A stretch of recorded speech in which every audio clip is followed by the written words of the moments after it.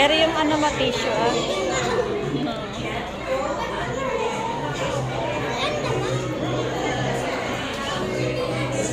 O, kalat mo, kalat mo.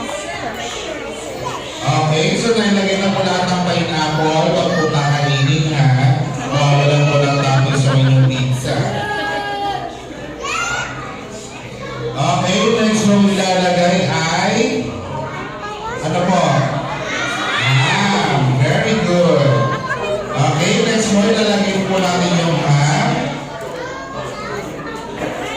Okay, so yung ham po ilalagay natin yan doon sa pagitan ng mga pineapple. Inner to outer tip po.